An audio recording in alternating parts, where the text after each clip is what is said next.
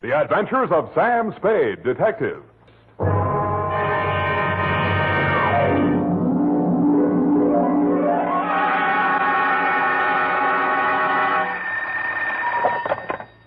Office of Samuel Spade, Private Investigations. Good morning. Evening. Effie? Miss Perrine is on a vacation. Perhaps I may be of assistance, no doubt. I don't know. To whom am I speaking to? I am sorry. I cannot divulge that information to an entire stranger. May I take a message? Look, Miss whoever you are, I don't want to discommode you, but I am sorry, but I will have to ask you in no certain terms to resist from this line you are handing me.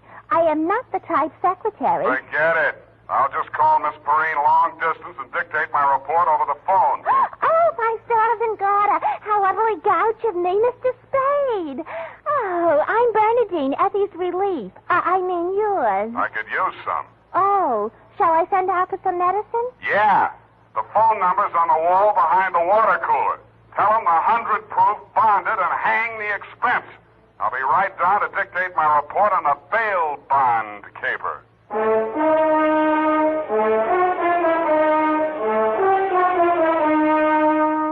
Dashiell Hammett, America's leading detective fiction writer and creator of Sam Spade, the hard-boiled private eye, and William Spear, radio's outstanding producer-director of mystery and crime drama, join their talents to make your hair stand on end with the Adventures of Sam Spade.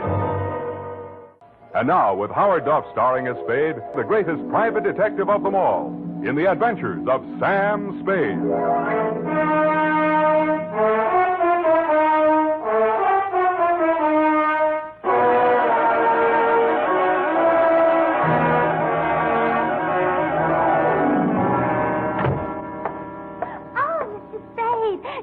Mr. Spade, you just gotta be. Yes, but why? It was fate. I knew it was going to be like this. I had my qualms, too, Bernadine. Oh, that's good. I sent the other back. The other what? I called that number, but it was euphonious. They said whiskey. Is something the matter? No, nothing at all. I'm perfectly calm. Well, I'm glad. My previous employer was very nervous, which is why I just happened to be tentatively at large when Effie reproached me about being a relief to her. Figures. Bernadine, now I'm not being fresh. Honestly, I'm not. But do you take shorthand? Yeah, but I don't speak it. What is that you speak? Don't answer. Ready? Rodney. Roger.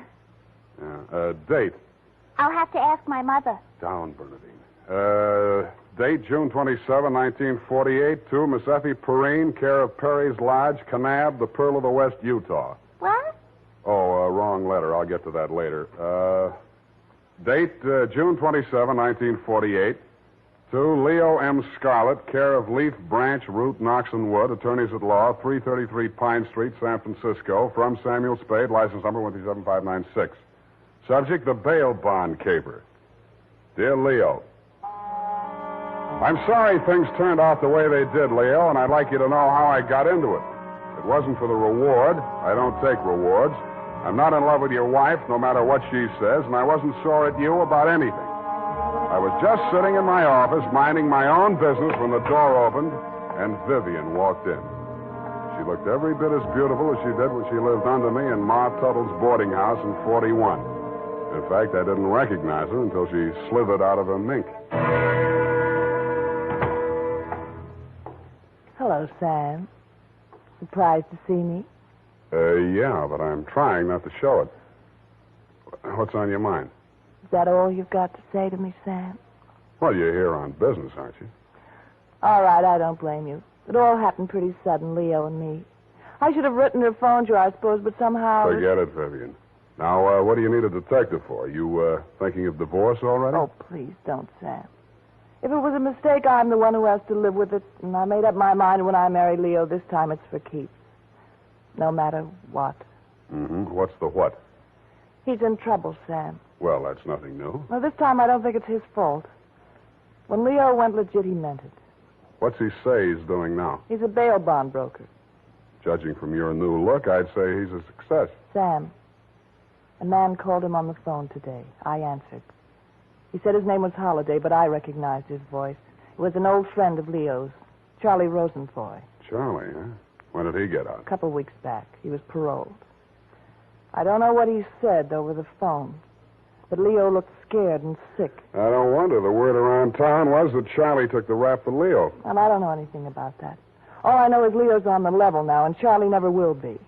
He did plenty on his own during that time he served. Well, I won't argue that, but from where I sit, it looks like Leo better start wearing a gun again. He has. That's what I'm so frantic about, Sam. You hear any of the conversation from Leo's end? He didn't say much. But I did hear him say, "All right, 10 tonight. I'll meet you there." That wasn't very smart of him. I know, but that's the way he is. It might be only for a payoff. I thought of that, too. But Leo hasn't got that kind of money. He's been dropping a lot at the racetracks lately. And even if he had it, he's not the type to pay blackmail. I don't like it. Why should I stick my neck out? Why did you have to come to me anyway? 'Cause I trust you, Sam. I know you were jealous of Leo. I was? Sam, if we ever meant anything... If you meant half the things you said to me when we... Stop it. That's blackmail. Oh, I feel so lost and alone. I don't know where to turn. Okay. I'll see what I can do. Oh, Sam. I'll make it up to you somehow. You see if I don't. Sure you will. And tell Leo to stop dropping his money at Tan Ferran. This is going to cost them plenty.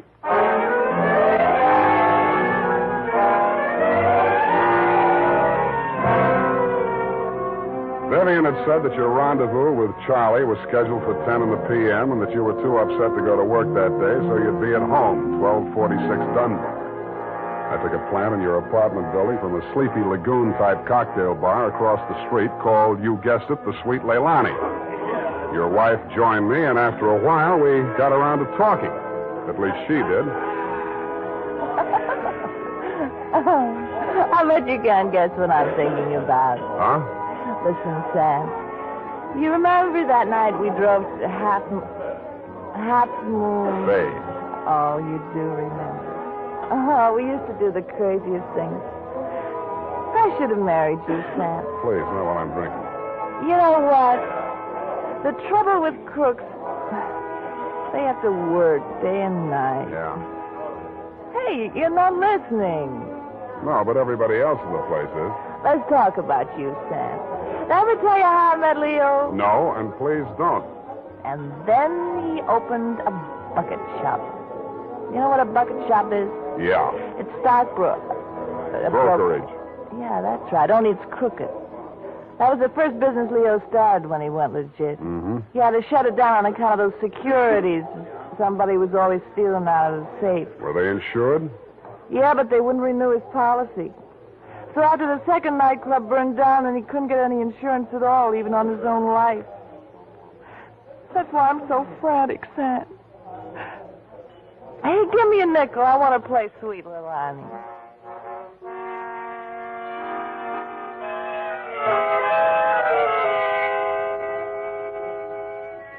$50 and 2 hours later, Sweet Leilani broke under the strain, so we had Princess Papuli to leave a night gave out, and we were starting on the Hawaiian war chant when she disappeared through a door marked Wahine, Hawaiian for powder room, and never came back. Around 9:45, I mumbled something to the bartender about the lady will pay, put on my smoke glasses, and strolled out and across the street. You came out of the building a couple of minutes later. You led me a zigzag course up Merchant Street to Salon, across Salon to Commercial, down Commercial to Drum, and made a lateral pass over Drum back to Dunbar. Your destination, I'd never have guessed it, was the Sweet Leilani. Happily, they were not playing Sweet Leilani. It was very, very quiet. The regular customers had taken a powder, and I didn't blame them. In the new crop at the bar, I counted 10 broken noses, at least 5 broken paroles, assorted knife scars, and 4 pairs of cauliflower ears, and 1 maverick. You slid into a booth at the end of the bar, took the gun out of your shoulder holster, and laid it down on the table in front of you. I walked over, turned it around so it was pointing at the jukebox instead of me, and sat down. Some other time, Spade. Some other time I drink with you. I'm waiting for a friend. Why the gun? You selling it to him? Maybe I give it to him. Go on, you drink at the bar. It's kind of crowded. Looks like Charlie Rosenfoy's old mob. Who are they gunning for? You or Charlie? Why don't you ask them? What are you drinking, Leo? I was with that bottle all day. Got a bad taste. Do me a favor, Spade. There's a bar 2 doors down the street. Go drink there. There's my friend coming in the door. Any friend of yours is a friend of mine, Leo. Look, Spade. Hello, Leo. What's the matter? You bring a bodyguard to meet your old friend Charlie?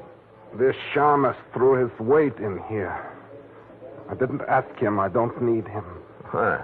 That sounds like the old Leo Scarlatti I used to... The name is Scarlet. Oh, pardon me. I've been on the rock for so long, it's hard to catch up on all the changes. There's been a war, Charlie. Anyone tipped you to it yet? You got a smart bodyguard, Leo. Let's talk. Let's go somewhere else and talk. I like it here. Okay, we start. How come you tipped the mob we were coming here? You promised you wouldn't. Like the shamus, they got to drink somewhere. All right. Say what's in your mind, and I'll go. Yeah, and if you don't mind, I think I'll do my drinking at the bar.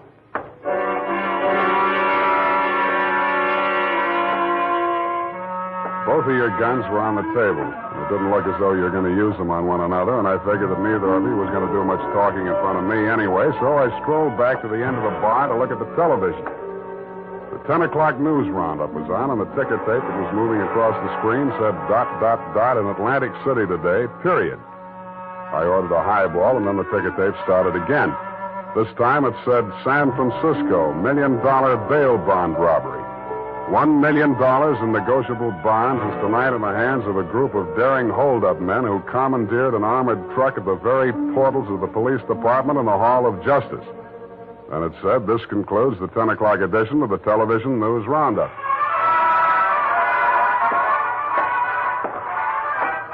I had a slight hunch that if the television boys had had their cameras on the big bail bond robbery, that at least some of the characters would have been played by at least some of the bad actors that were foregathered in the Sweet Leilani. In fact, what you and Charlie were saying and doing when I walked back to your booth was almost too much to the point. You let me see the bulky portfolio Charlie shoved across the table at you. It looked like a carrying case for bonds, bank messenger type. But it was sealed with wax blobs bearing the imprint of the Great Seal of the state of California. I was impressed. Where'd you get this?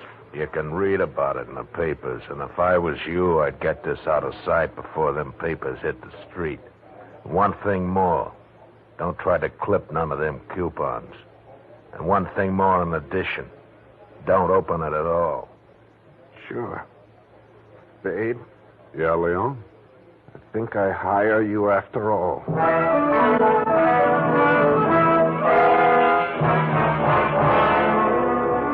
I took the job, and you handed me the portfolio. Outside, we flagged the taxi, and you gave the driver an address on Portsmouth Square. Your office, I hate to remind you, was behind one of a bunch of neon-lighted storefronts across from the Hall of Justice. The sign on the door said, press the button and let freedom ring any hour, day or night. The only bell in sight was a stop-press-type burglar alarm. You unlocked the door and we went in. You paused in front of a big green safe with a combination lock and started twirling the knob. The tumblers clicked into place. I picked up an inkwell and waited for the safe to open. All right, Spade, give me it. I did, with both hands. With my left, I handed you the portfolio, and with my right, I pitched the inkwell at a well-wired slab of plate glass window. When the burglar alarm went into action, so did you. You dropped everything and were out of the door and out of sight before you could say, let freedom ring. While I was waiting for the cops to arrive, I helped myself to a $500 bearer bond I found lying loose in your safe. I had a feeling I might be needing some bail myself.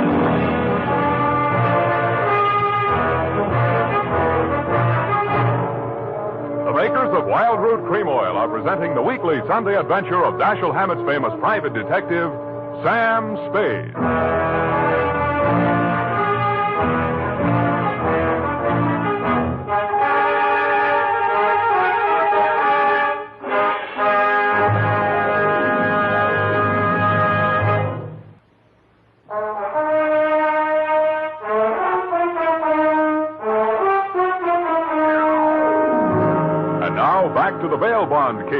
tonight's adventure with Sam Spade.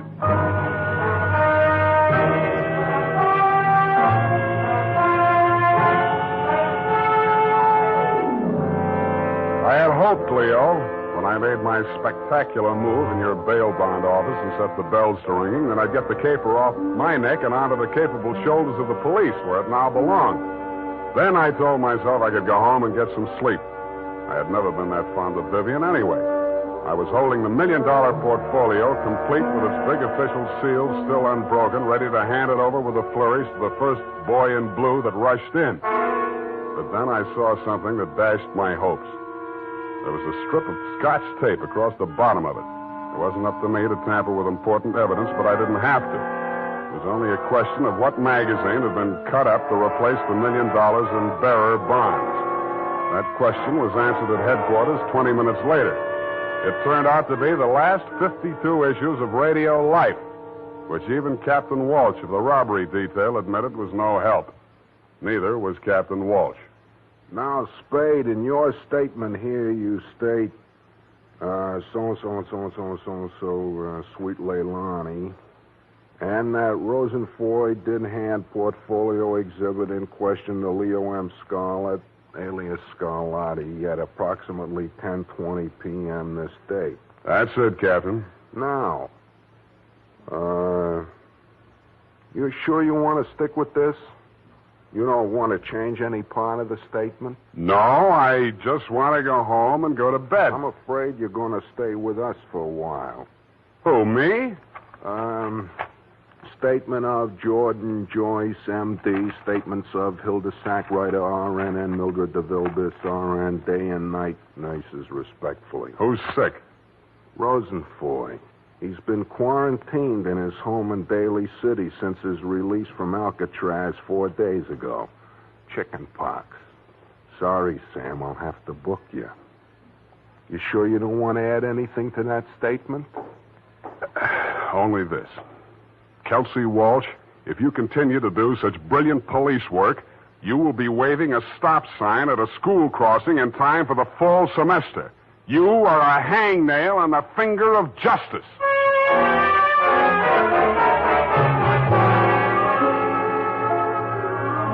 I thought I had been courteous and cooperative, but even so, it was the middle of the afternoon by the time they set my bail. $1,500. That made it light. But I hadn't had time to hang the curtains in my cell when I got even worse news. My bail had been posted by who? Vivian, a banana peel, and the steps of progress. She met me outside. Well, aren't you going to thank me? What for? Getting me in jail or getting me out? Getting you out, of course. It was all the money I had in all the world. Leo's money was impounded, you know. But, Sam, when I thought of what you and I once meant to each other, and maybe we still... Yeah. Well, you'll get your money back. I'm not really guilty. Oh, I know that. What else do you know? I guess it's safe to talk. Leo phoned me today. Where is he? He wouldn't say. Some pay station. He kept putting in nickels. Sam, you've got to talk to him. You've got to convince him it's best to give himself up. Now you're beginning to make sense, sweetheart. But how can I get to talk to him? I've arranged it. He's to meet us at the Club Leilani. You know, where we had our reunion yesterday. That place on Dunbar? Yeah. Oh, that's great. A crowded saloon less than a block from the police department. Besides, the place has lousy memories for me. By the way, did you ever get out of the ladies' room? If you don't mind, I'd rather talk about something else. Okay, let's talk about how do we bring this big secret meeting off in a crowded cafe. Is Leo coming in a false beard? You really think I'm stupid, don't you? I didn't say so. Well, it so happens that the place is closed on Tuesday. See that sign in the window? Closed Tuesday? Mm-hmm. Now, how do we break in? I was counting on you. You're a detective. Can't you use a glass key or something? Did you say that bail bonds you bought for me was all the money you had in the world? That's the truth. Then get ready to forfeit it. It's a risk I've got to take. You've got to take. Sam, please, if we ever meant anything... Yeah, I know. Half Moon Bay. But sometimes I wish we hadn't been childhood sweethearts. Wait here. I'll case the alley.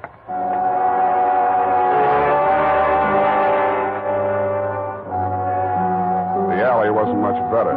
There were 2 windows, washroom type, all glass brick except for 2 small ventilators big enough to put your hand through. The only hope was the kitchen skylight. I didn't have any trouble getting up to it, but once I was there, things didn't look so good. The view from the roof was a garage door with two green lights flanking it. Then it struck me where I was and why I was there. The Club Leilani backed directly on the Hall of Justice where the big bail bond robbery had taken place at 5 p.m. the night before. Without further ado, I put my foot through a pane of the skylight, reached in, unlatched it, and dropped. Hurry up, let me in, Sam. Up at the front of the building, I could hear Vivian clamoring for admittance. I decided to let her clamor for another minute or two.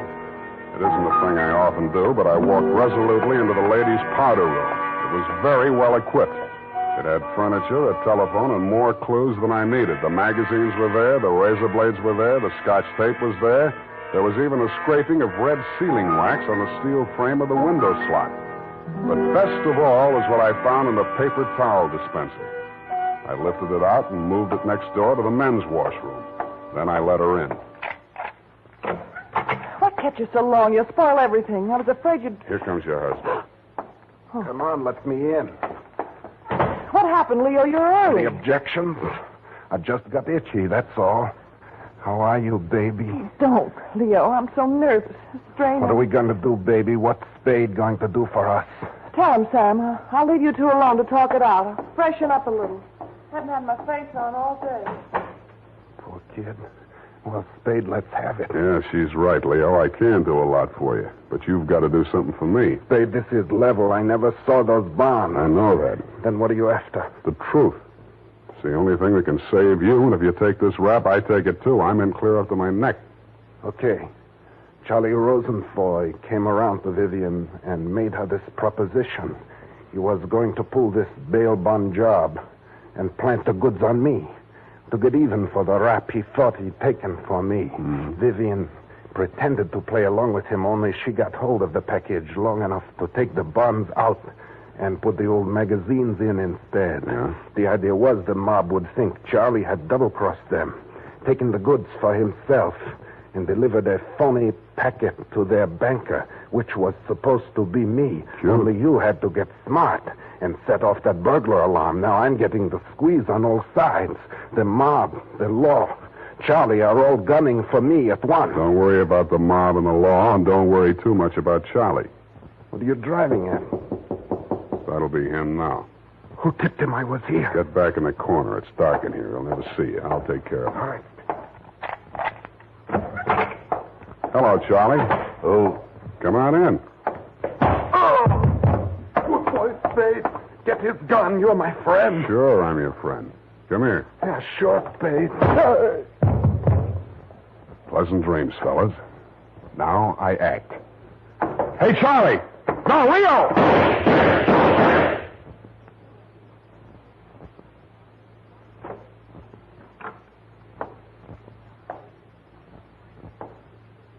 Vivian? Sam? That you? Yeah. The last of your boyfriends. You mean Leo?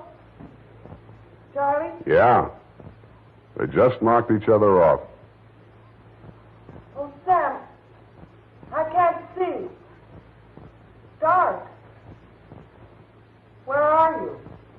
Right here in front of the jukebox. You sure? Hope to die.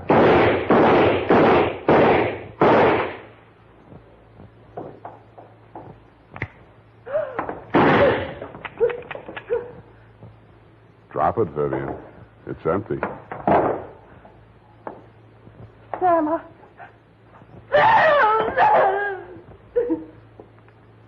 Vivian, how could you? After Half Moon Bay.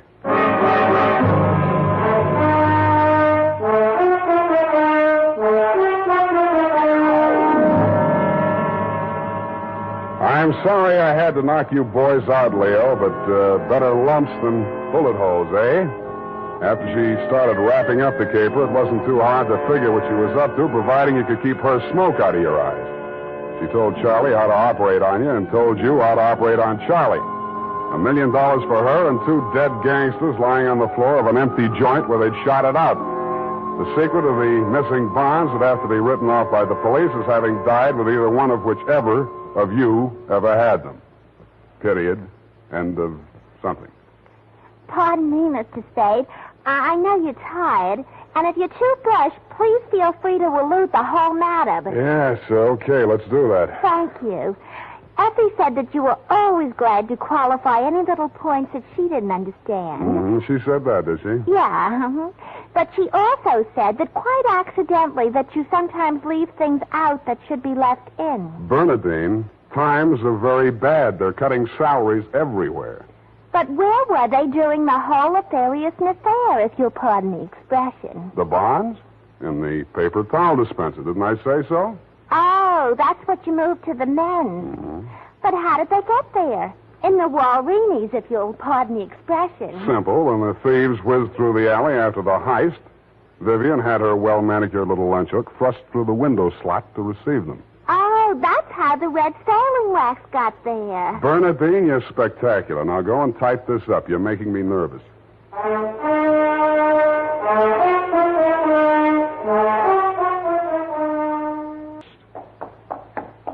Well, here it is, Mr. Spade. I hope it's not too erroneous. Oh, I'm sure it's quite offensive. Don't you mean inoffensive, Mr. Spade? Have it your way. I don't want to sound imprudent, Mr. Spade, but I must say that your conduct through the whole thing was very brave and outrageous. Don't you mean courageous? Oh, now I've got you doing it. You're going to be just like Mr. Cummel. Your previous employer, no doubt. Yeah, poor man. You know, he finally became completely erasable. They had to take him away. What were his symptoms? Well, when he ordered the puppy biscuits, I thought he was just being concentric. But after a while, he wouldn't answer to anything but Rover.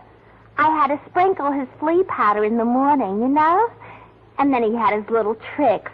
He always wanted to show off, you know, sitting up and rolling over. He could shake hands, too. What's so great about that? Any dog can shake hands. Yeah, but can you scratch your ear with your foot? If I set my mind to it. Now go home, Bernadine, or I'll report you to the SPCA. You can't frighten me. Effie told me that your bark is worse than your bite. Good night, Mr. Spade. Effie, in far-off Kanab, come home, sweetheart.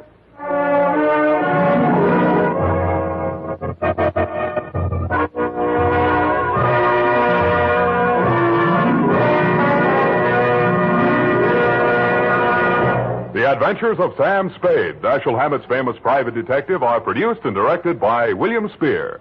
Sam Spade is played by Howard Duff. The Adventures of Sam Spade are written for radio by Bob Tallman and Gil Dowd, with musical direction by Lud Gluskin. Gil Dowd directed tonight's broadcast in William Spear's absence. Join us again next Sunday for another adventure with Sam Spade. This is CBS, the Columbia Broadcasting System.